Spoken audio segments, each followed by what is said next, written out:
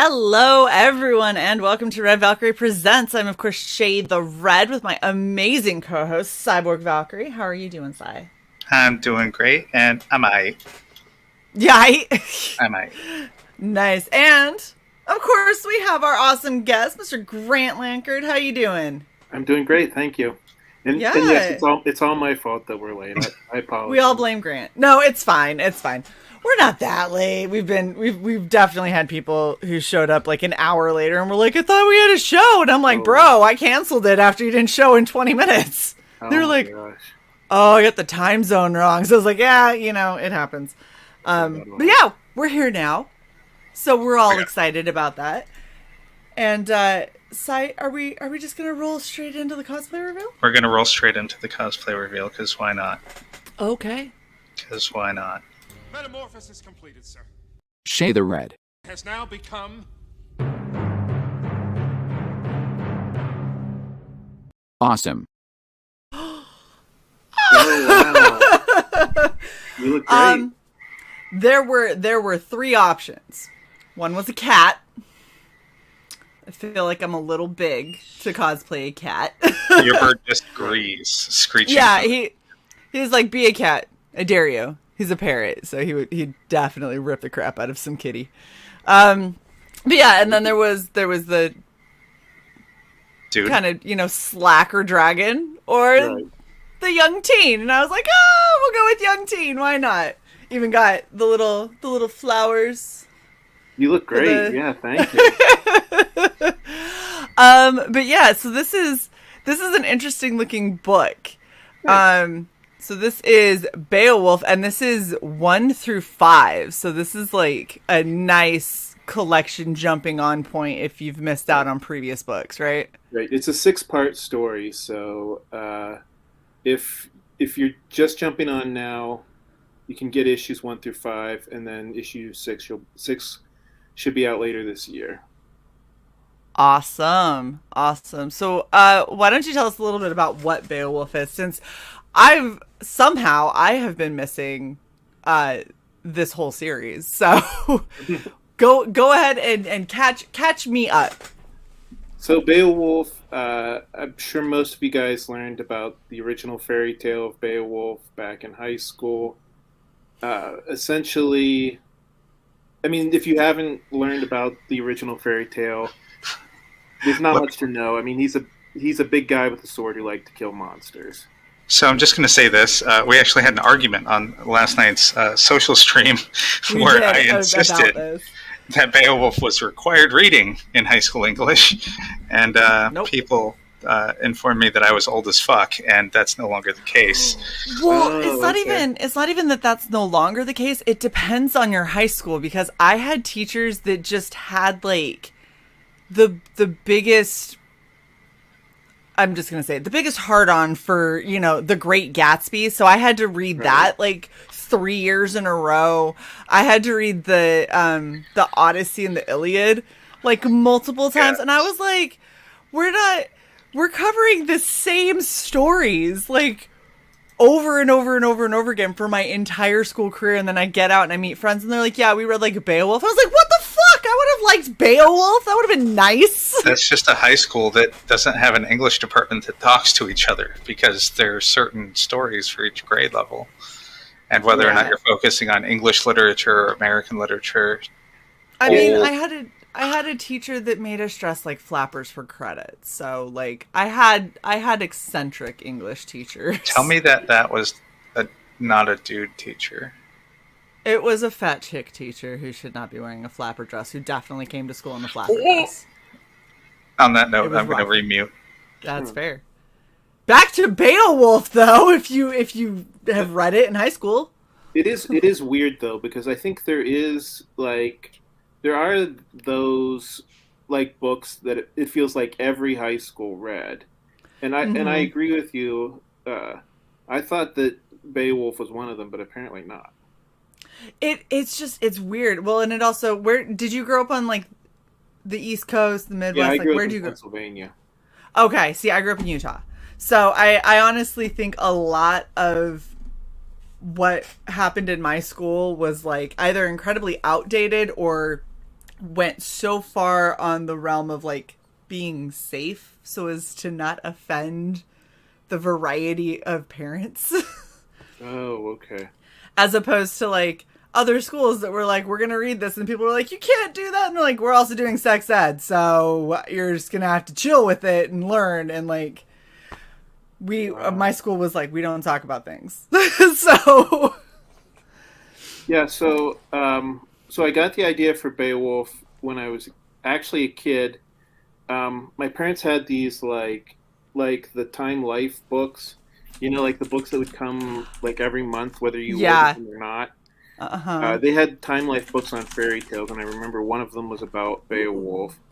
And the thing that jumped out to me about it was it sounded like a superhero story. It sounded like it could have come right out of a comic book. Oh, absolutely. And so, I made up my superhero named Beowulf, and he was kind of like the guy that I would draw in my sketchbooks growing up.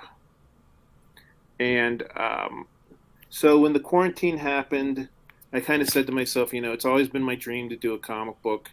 If I don't do it now, I'm probably never going to do it.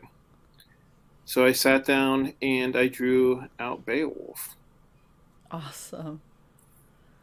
Can I just say I want to highlight this amazing bit of description for Victor's characters, as Victor's an unemployed millennial slacker who can't even get his life together, much less slay a dragon. I love that, and also I feel this. Like, that exact look that he has on his face, I'm like, yeah, that was like me Tuesday. So I love that you're like, yeah, he's an unemployed millennial slacker. Like, pretty relatable, right? Yeah, I mean, granted, I'm not unemployed. I'm only a millennial, depending on who you talk to. That whole where they do the cutoff thing is really I'm kind of on the border too. I was a Gen Xer for the longest time, and then they were like, JK, you're a millennial. And I was like, what when did this happen? I was like, wait, disavow. I want to go back. Let me be a Gen Xer. I think I'm like right on the border. I'm 40. Yeah, so see, and that's the thing is I'm 37, and they were like, oh no, they moved it to 85, started millennial, and then they moved it which is my birth year, and I got pissed. And then they were like, 80. And I'm like, are you out of your mind? You just keep moving it back more. Like, you just really want me to be a millennial. That's what I've decided. They just really, really want that to be the case. And I disagree. Yeah, you're Gen Y/millennial. I think it depends on who you ask, too. It does. Well, and Utah's like 10 years behind everybody else. So that's my claim is like, well, if you go off of Utah time zone, because they're very much in the past, I'm definitely a Gen Xer. Do you still live in Utah? No, I'm in the military. So currently I am living in Maryland. Oh, okay. Moving all around. It was a huge culture shock. I was in Maryland not too long ago. I went to Baltimore Con. Oh yeah, in October? Yeah. Yeah. That's a decent con. I didn't go this year, but maybe last year, maybe this year I will go in 2023. Right. Yeah, so this is crazy. So you've already got 5 books in this series. Right. But this is going to be the 5th one. Yeah, that's what I'm saying. So this one's the 5th one. So like, how's this story kind of going? Because you gave us a little tease about like, yeah, it's based on Beowulf, and kind of your idea of Beowulf is more of a superhero type. But like, what exactly is going on here? Like this poor girl looks like she's just been given like a really weird end of the stick, with all of a sudden, her cat starts talking to her. She's got visions of shit happening. And then the next thing you see, this kind of bullshit with her. And I'm curious, like, how does this story kind of unfold? Yeah. So Hazel and her cat, Mooney, and Mooney is based on my real life cat. Who also has like the 2 different colored eyes, like that. He has heterochromia. That's amazing. Yeah. Oh, I love that. Yeah. So Mooney so they have this vision of this dragon waking, and Mooney's idea is, hey, let's go after the reincarnation of Beowulf, since he was this great warrior. And Hazel's kind of along for the ride, and they go and track down Victor, but as I said, he's far from the reincarnation that they were hoping for. And yeah, so this panel right here I think that kind of best visualizes the whole idea of him explaining to this guy, yeah, that was you in a former life, believe it or not. I like the jaw dropped open, no. No. He looks like he's actually doing some shit. That's not me. Exactly. Yeah, and then they unlock some hidden powers that Victor has. His ancestor, the original Beowulf, ended up drinking some of the dragon's blood, and that gave him the superpowers of a dragon. So, oh jeez. Yeah, so that plays a pretty big part as well. And as we can tell, he's very good with his aim. Right. Super, super good. Not at all concerning whatsoever. Yeah, somebody made a good point, which is if you're shooting fire at somebody, fire is not really a delicate weapon. Yeah. If you get that close, that's probably okay. But yeah, that was not the goal. Yeah, if you're trying to thread a needle, you missed the mark. If you're trying to barbecue a person, good on you. Go for the core, because fire spreads pretty well. I don't know. His head looks like it's on fire. I think that'd do it.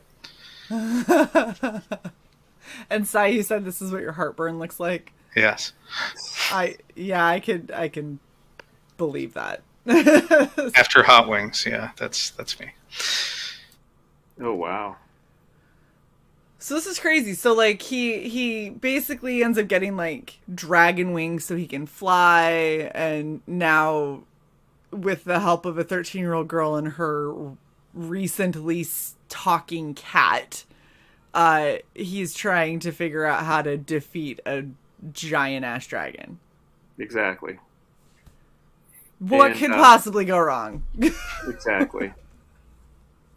And so issue 4 kind of ends with Victor kind of being more or less defeated, and Mooney and Hazel have to not only run in and rescue Victor, but also they have to come up with a plan B. And that's where issue 5 starts out. Okay. Interesting.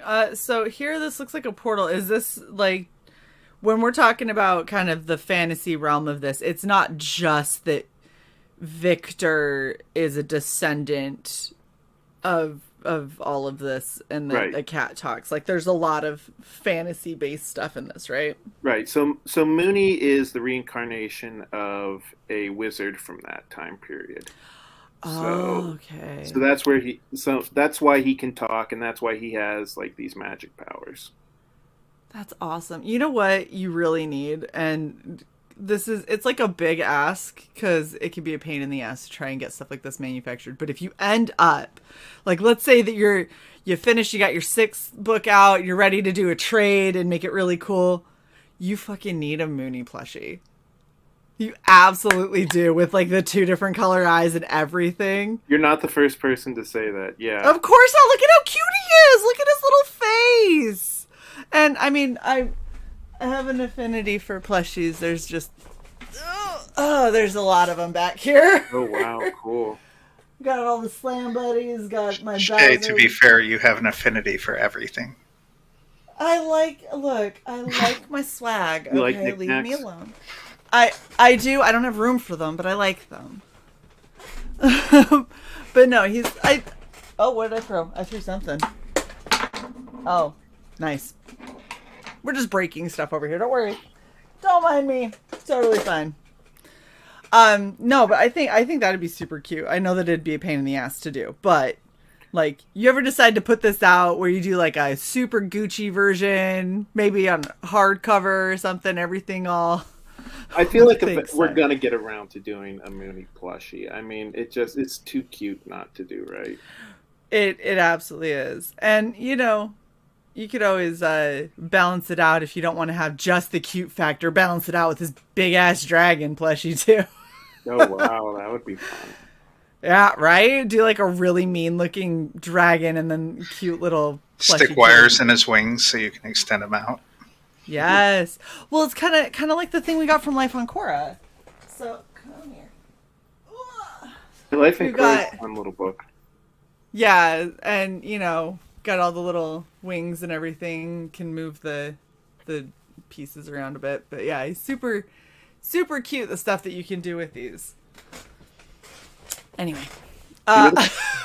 So you're the first person who's cosplayed as anything from Beowulf. I guess my wife has kind of a dragon costume Nice. that she wears to conventions. Oh my gosh, that's badass. Do you have any pictures? Like, I'm really curious to see how she cosplays I'm a dragon. sure I have pictures somewhere. You're gonna have to show me at some point, because look, I love cosplay, and this is what we do on RVP, which is why we book up so far in advance, because I need time so I can make this shit happen. That's nice.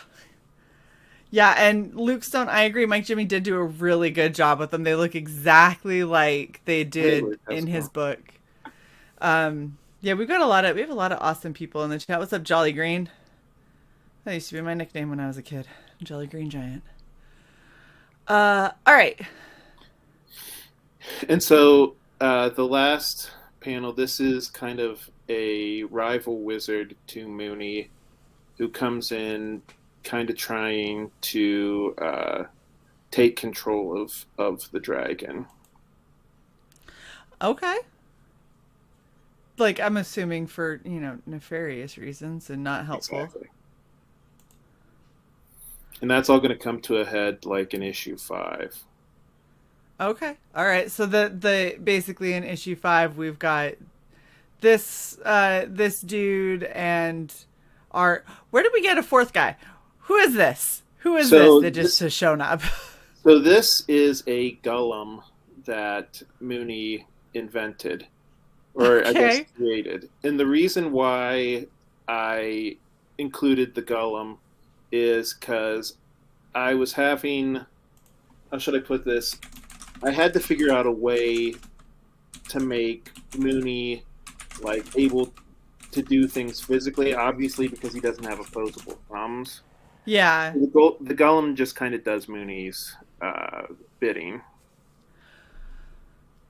That makes sense, especially because, you can't really have your all-powerful wizard being stumped by a doorknob. It doesn't quite work. Exactly. What are you talking about, Sai? Oh my gosh.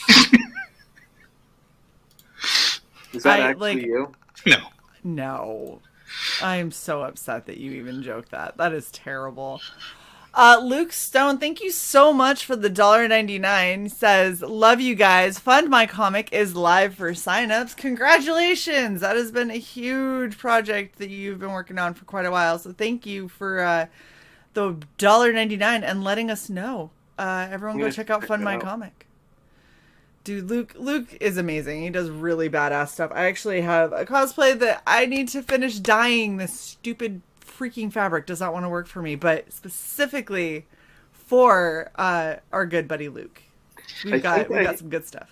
I think I have some comics by Luke, but I don't want to say the name of them just in case I'm mistaken and I'm thinking of somebody else. Hybrids, yeah. Hybrids, yeah. Hybrids is the one where it's like the Greek gods, but like in modern times, right? Not quite. Hybrids. Cool. You hold on. Yeah, I recognize the logo. I do have some of those comic books. Yeah.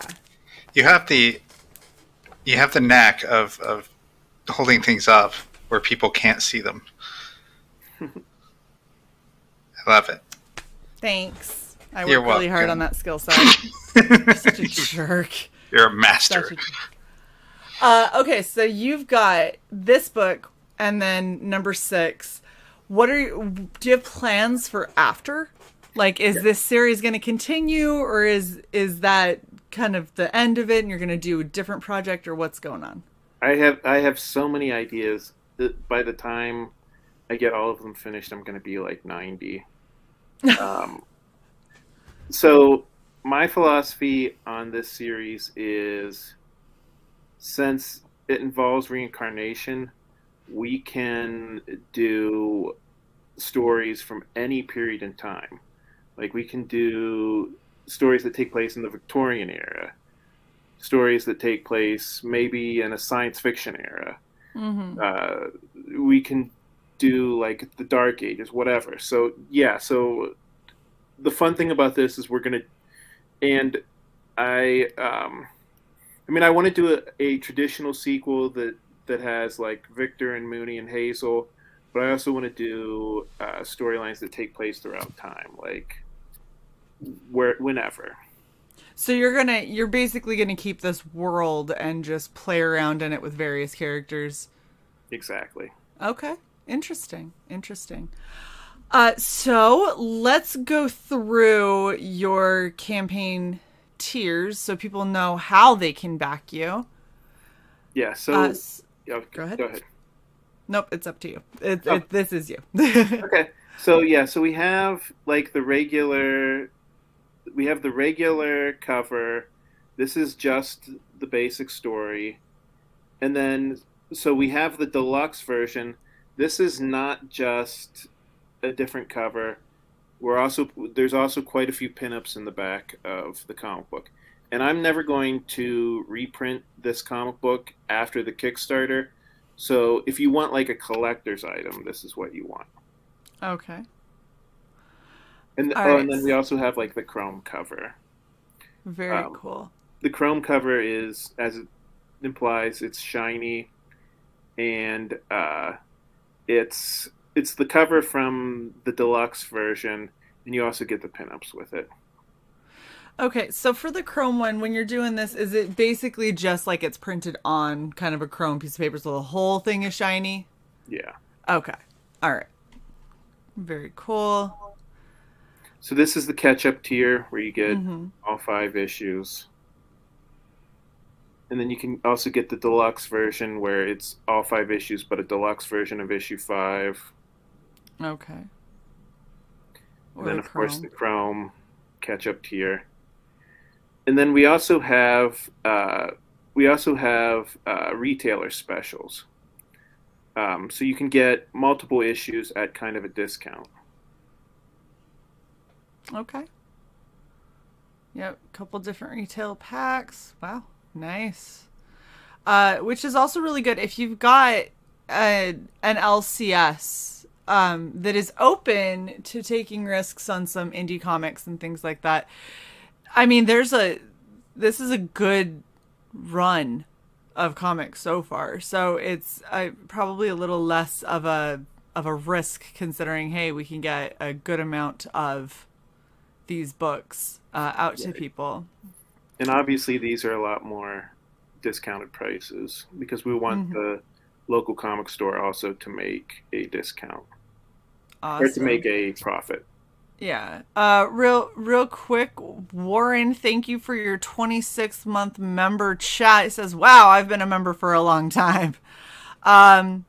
Yeah, you have. You've been a member for a very long time, Warren. Thank you. We appreciate you very much. And Lola, welcome. It's good to see you. It's been a minute. All right, so we've got add-ons. I love the swag add-on type stuff. So let's talk about these. Yeah, so this is the t-shirt. You can get this in green or gray. I'm not sure if I have every size in both colors. If you order it, we'll talk about what color and what sizes we have. Okay. And then I have an air freshener. And the thing everybody asks me, does the air freshener smell like Mooney? No, it doesn't smell like Mooney. It's a nice, like, kind of like new car-ish smell.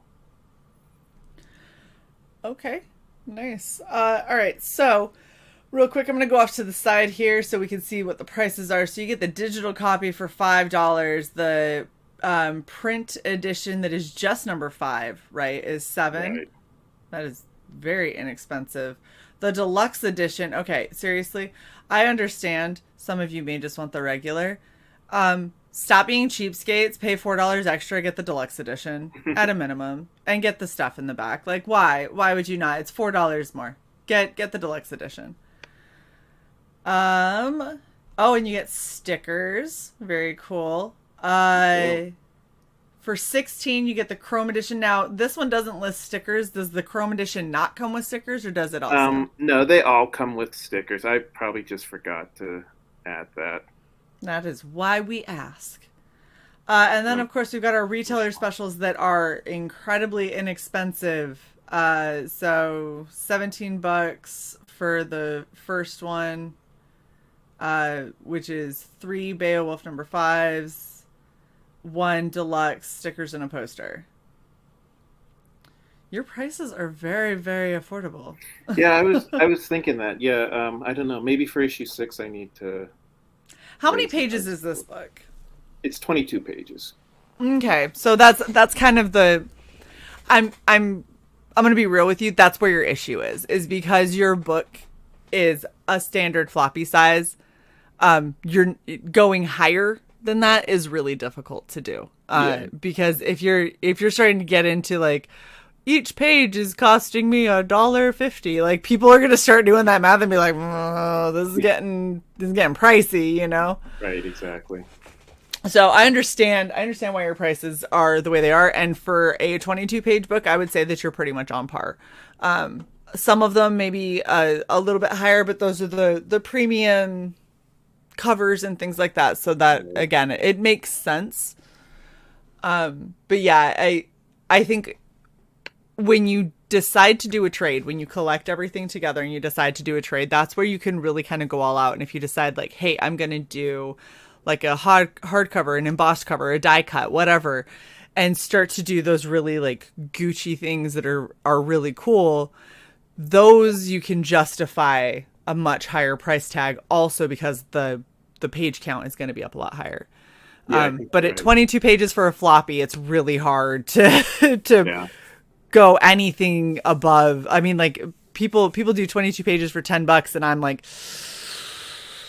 maybe not. I don't know. So I'd say that you're right in the right range for the page count. Okay. Yeah. Thanks. All right. So we have the catch-up special, which is 1 through 5 plus stickers. How many stickers are they getting?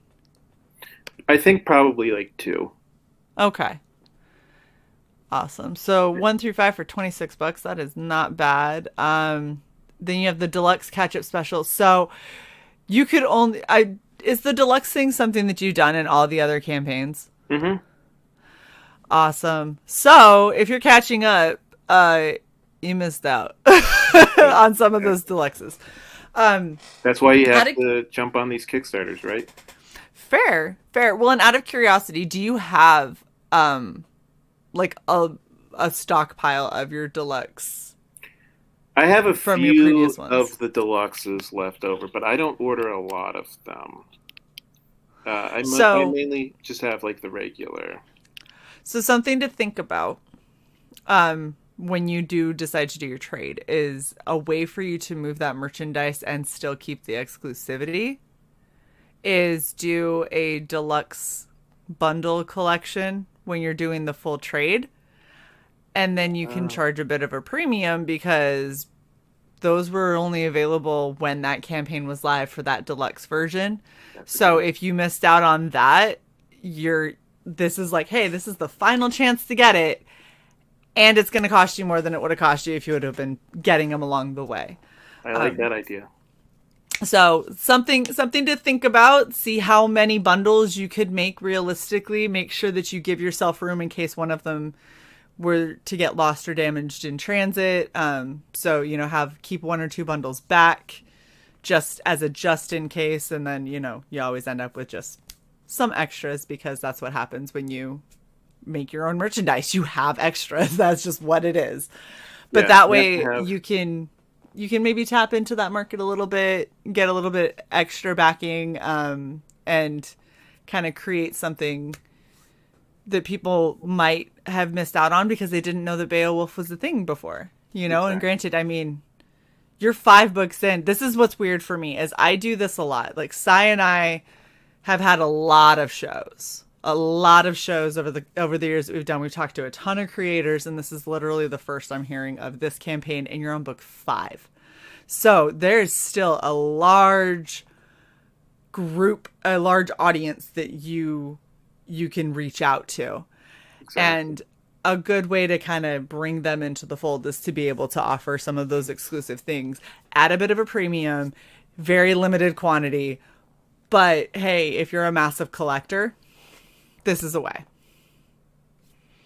Yeah, thanks. I think that's good advice. Thank you. We try to help here on Red Valkyrie.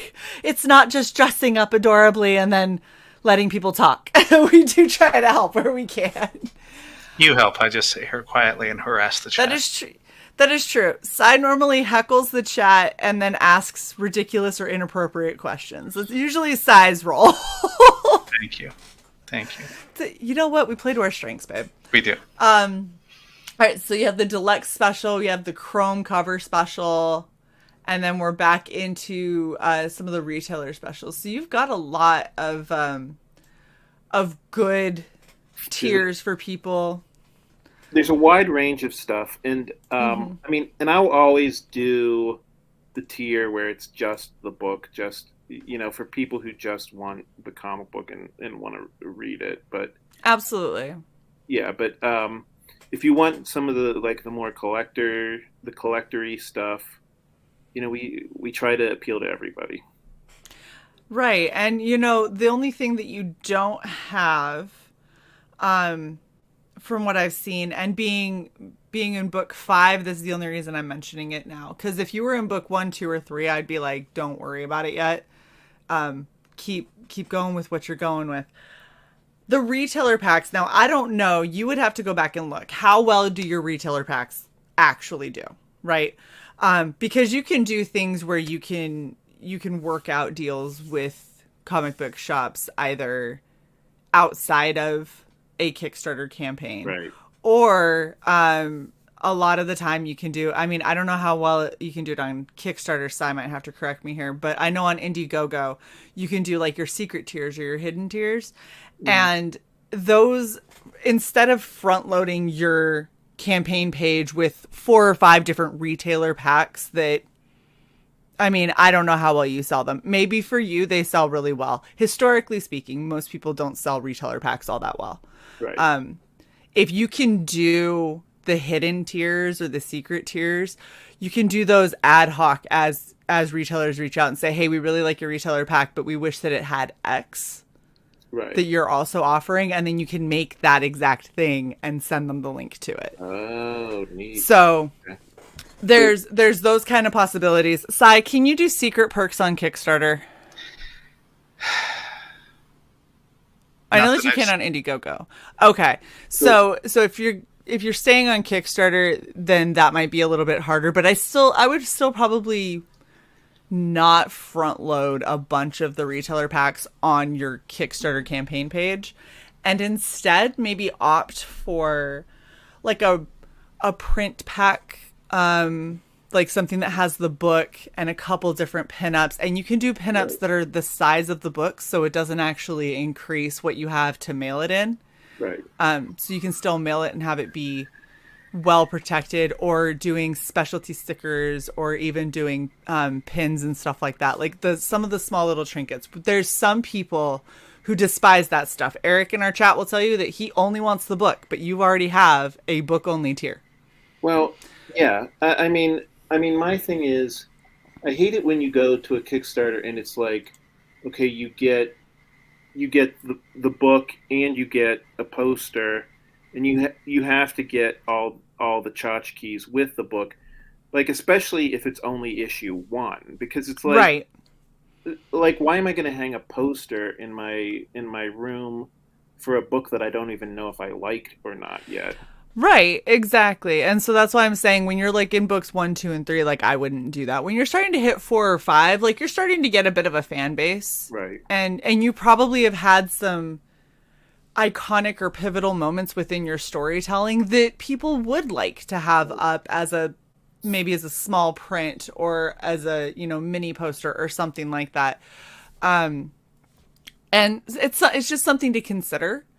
And maybe see, putting out a couple of polls to your audience, go through your mailing list, go through Twitter, go through Instagram, wherever you are, and do a couple polls and be like, hey, if I were to offer something else on this campaign that wasn't the book, right? If I was to offer other things like how you're doing the t-shirts, if I was going to do t-shirts or if I was going to do like, what do you guys want to see?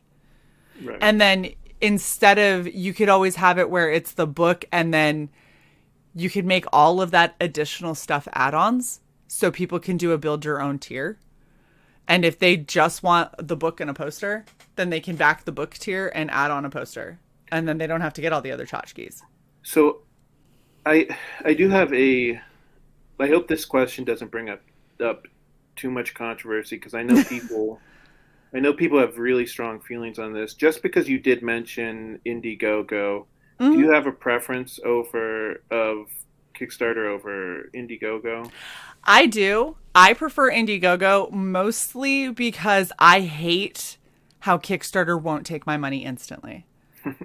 Like, as somebody who is backing a lot of campaigns, I've backed hundreds. I haven't even looked at my Indiegogo recently to see how many I've backed. I have backed a ton of campaigns, both on Indiegogo and Kickstarter.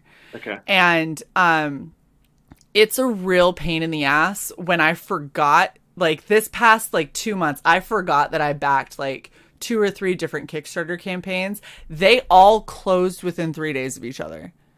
So I had a hit, just constant in my bank account. And I was like, oh, that's right. I forgot that was going to happen. And that's the frustrating part for me as a backer. I would much rather be able to go to your campaign page, back something, have my money leave, and know where I sit.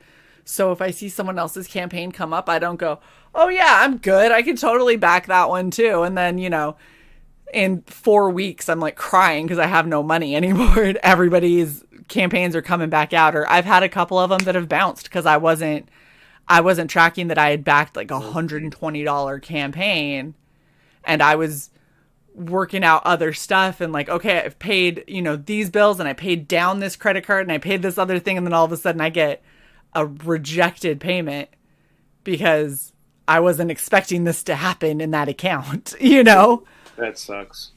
Yeah, and that's my biggest issue with Kickstarter. I also feel like a lot of stuff, the audiences are drastically different between Kickstarter and Indiegogo. And in all honesty, being on Kickstarter alone isn't going to prevent me from backing, right? And yeah, just like what Luke is saying here, Kickstarter waiting to take the funds at the end of the campaign has caused quite a few creators to not fund after the fact. Yeah, if they were close, and then the thing closes, and then and then payments bounce. Yeah. Yep. So I feel like Kickstarter isn't as good for the creator because there's so much opportunity for bounce back payments to completely screw you over. Right. And I don't like it as a backer because I would much rather you take my money instantly. Yeah. Indiegogo will take your money, but then the problem that you have with Indiegogo is if they decide that there's something wrong with your campaign, they'll hold your money hostage, and that's happened to a few people too. So there's not really a great answer. It doesn't happen all the time. It really depends on what your book's about. Your book, I don't see anything that would be mega controversial that would likely tick that off.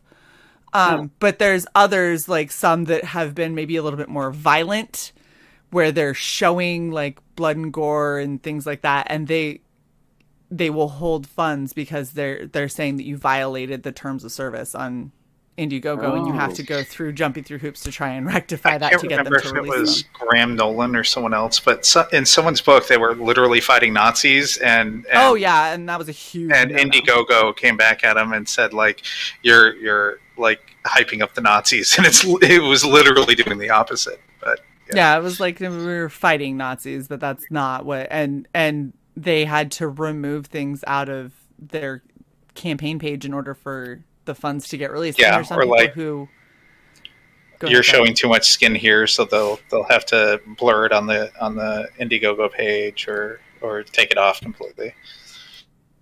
Yep. So there's pros and cons on any of the platforms, which is what has led people like Luke Stone to go, I'm going to make my own platform, and we're going to not do any of that because it's garbage, and so. I mean, I tried doing Indiegogo on Beowulf #1, and it didn't go very well. Now, it really depends on how you hype. Right.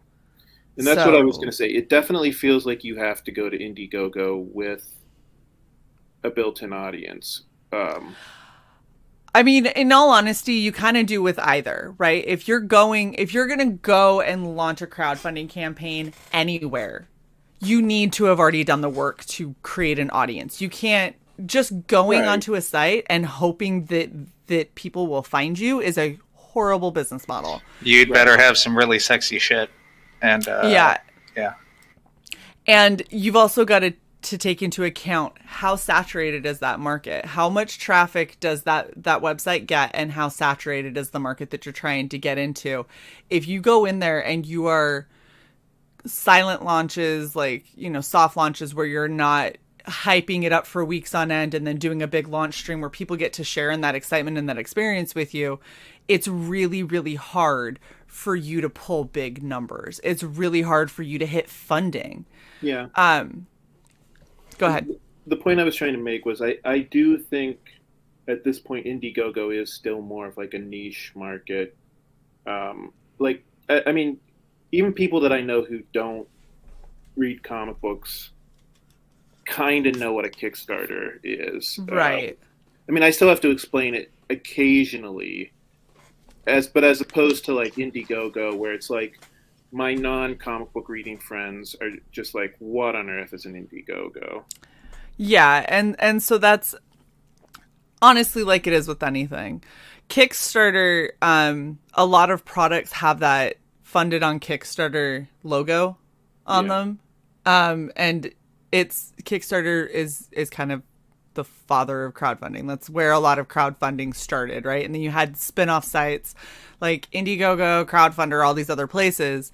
And it depends on the audience you're looking for. So if you're going for the general population, just hopefully they'll stumble across your campaign. You have a better chance of getting that on Kickstarter than you do anywhere else, because Kickstarter, people have done a variety of things. People have funded, vacuum cleaners on Kickstarter or cell phone amplifiers. Like there's so many things that have been highlighted that have been funded on Kickstarter.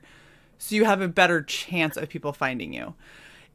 When you start looking into the comic world, Kickstarter tends to be a lot more of the children, all ages, family friendly, and like coloring books and things like that. That's what a lot of the campaigns on Kickstarter that do really, really well are. And then when you go to Indiegogo tends to have a lot more of the classic superheroes and the, gore and the horror and the fringe kind of comics and the things that, were put out by kind of more rebel publishers and stuff, like those veins. If you're doing like a Vampirella style story, right, Indiegogo is probably more your place to go than Kickstarter, because Kickstarter tends to be associated a lot more with like the everyday person and families. Right. More of a general audience. Yeah, I think you're right. Yeah, and I, like Luke said, there's a lot of adult-oriented comic books on Kickstarter as well. There are. I'm not saying that either one can't cross platforms and doesn't exist on both. I'm saying that the ones that build a good audience and then show up on Indiegogo, a lot of them can really do really, really well, because once you start getting your audience and your momentum funded, and then you start getting shown on that main page, you have like-minded people that are already on Indiegogo looking for similar content. Whereas on Kickstarter, trying to get on that main page is hard because there's so much. It's just so saturated with so many things that it's really hard to push past it to be, a project we love kind of thing. Yeah. Oh, and that is true too. Look, I wasn't going that route. He was talking about porn. Like the hentai comics and stuff. There's a lot of that kind of stuff on Kickstarter, but I think when you're talking about like the interesting.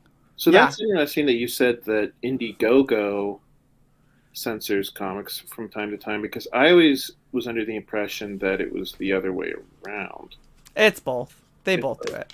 The difference is when Kickstarter does it, Kickstarter, I think, tends to catch it a lot quicker. Indiegogo will let a comic, like a campaign ride, clear up until you're supposed to get funds, until it officially closes. And then they'll be like, whoa, but we have a problem with this. And it's like, it's been up for 60 days. Like, where have you been?